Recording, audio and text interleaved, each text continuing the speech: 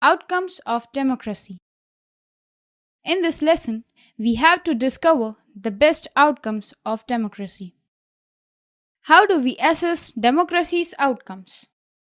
Democracy is seen to be good in principle, but felt not so good in its practice.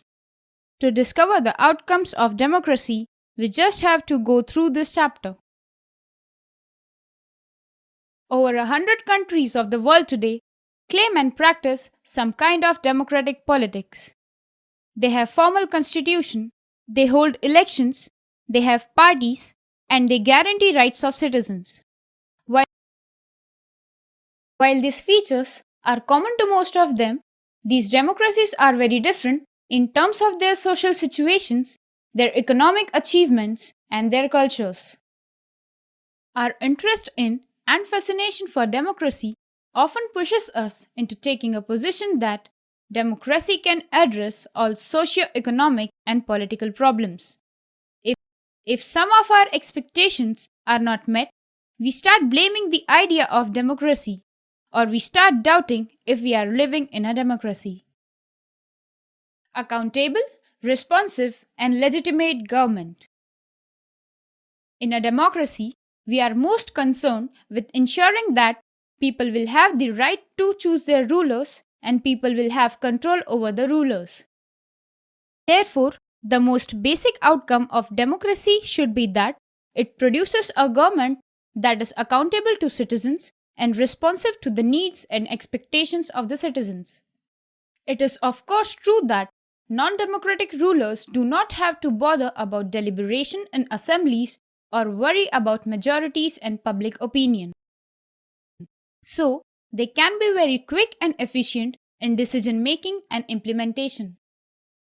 Democracy ensures that decision making will be based on norms and procedures.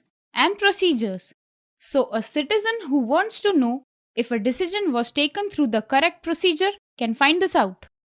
One has the right and the means to examine the process of decision making. This is known as transparency. This factor is always missing from a non-democratic government. Outcomes of democracy can be found out as it is right to expect democracy to produce a government that follows procedures and is accountable to the people.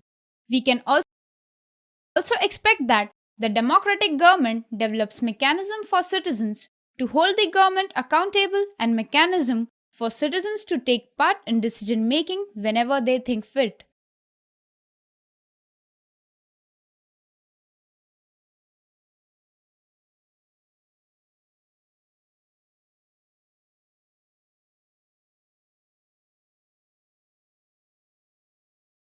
If you wanted to measure democracies on the basis of this expected outcome, you would look for the following practices and institutions: regular, free and fair elections, open public debate on major policies and legislations, and citizens' right to information about the government and its functioning.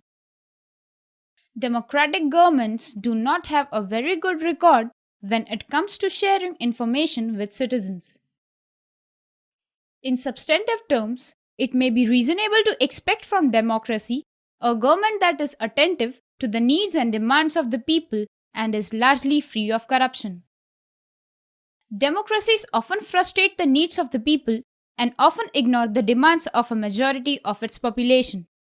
The routine tales of corruption are enough to conceive us that democracy is not free of this evil.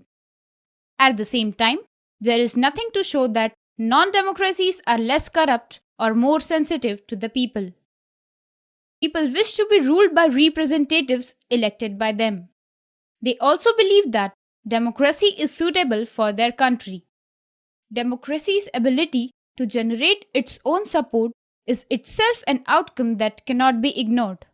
If you consider all democracies and all dictatorship for the 50 years between 1950 and 2000, dictatorships have slightly higher rate of economic growth.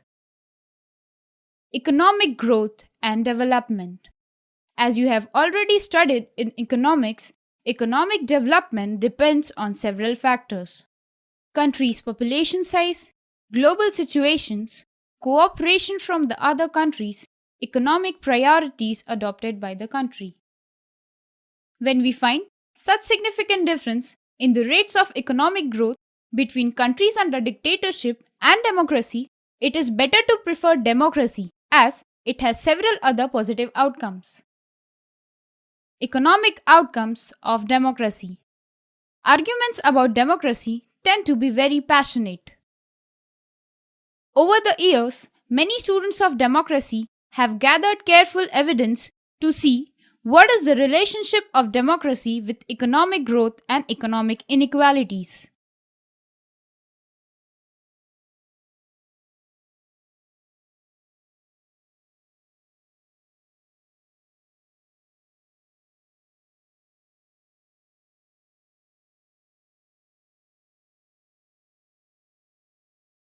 Below are some of the evidences of economic growth and economic inequalities. Table 1 shows that, on an average, dictatorial regimes have a slightly better record of economic growth. But when we compare their record only in poor countries, there is virtually no difference.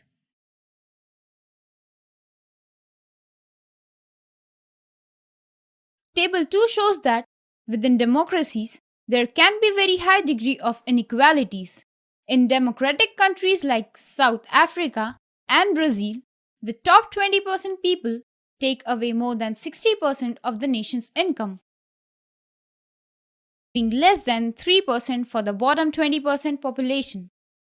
Countries like Denmark and Hungary are much better in this respect. Reduction of inequality and poverty. Democracies are based on political inequality. All individuals have equal weight in electing representatives. Parallel to the process of bringing individuals into the political arena on an equal footing, we find growing economic inequalities. A small number of ultra rich enjoy a higher share of wealth and incomes. Not only that, their share in the total income of the country has been increasing. Those at the bottom of the society have a very little to depend upon. Their, their incomes have been declining. Sometimes they find it difficult to meet their basic needs of life, such as food, clothing, house, education, and health.